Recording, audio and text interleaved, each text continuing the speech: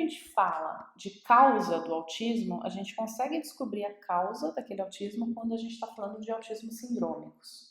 Isso é certeza. Com o exame genético, a gente consegue fechar esse diagnóstico. Claro que o médico sempre vai avaliar clinicamente, fazer a observação clínica, o diagnóstico clínico e vai pedir o exame. E o exame vai confirmar. Então, todas essas síndromes que são causadas por mutações, alterações monogenéticas, ou seja, em um gene só, você consegue fechar o diagnóstico com o exame genético. O autismo idiopático é super importante, quem puder fazer um sequenciamento genético, mas provavelmente você vai encontrar ali alterações em mais de um gene, porque não são síndromes, né, causadas por um único gene, a gente tem todo aquele fator poligênico, multifatorial.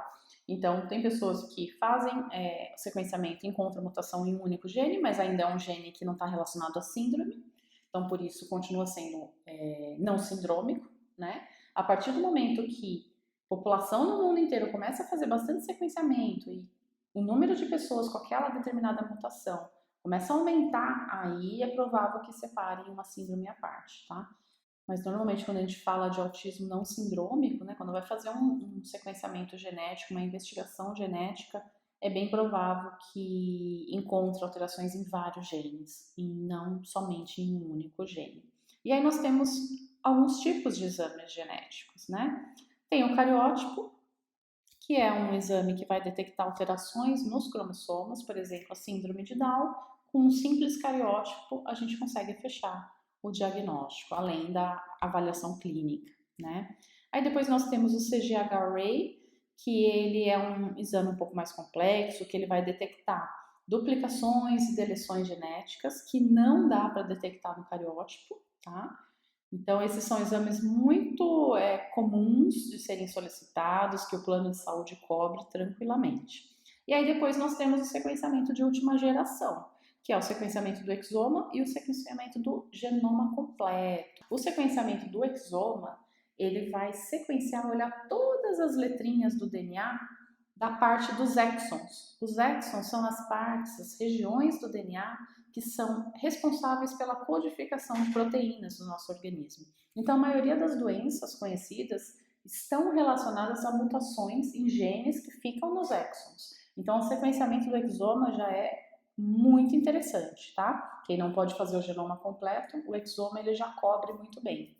Então, ele vai sequenciar todas essas regiões codificantes do nosso DNA, olhar letrinha por letrinha dessas regiões. O sequenciamento do genoma completo, ele vai olhar tudo. Essas regiões, que são os exons, e mais os introns, as regiões intergênicas, tá? Então, é o que nós temos de mais completo. Não tem nada mais completo do que o sequenciamento do genoma completo.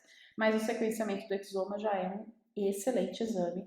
Quem puder fazer, é muito importante. Pode ser que o exame genético traga uma resposta, e pode ser que ele não traga nada nesse momento, porque pode ser que o seu filho tenha alterações em genes que ainda não são conhecidos, que a ciência ainda não conhece a função.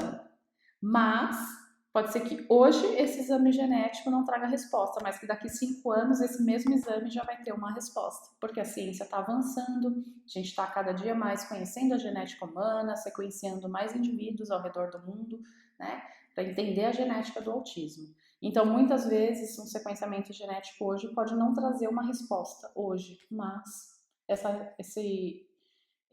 avaliação, né, essa investigação, ela pode ser muito importante para o futuro, tá? Então, quem puder fazer, a gente sempre indica fazer, porque quanto mais a gente conhecer a genética da nossa população, né, da população autista no nosso país, melhor vai ser.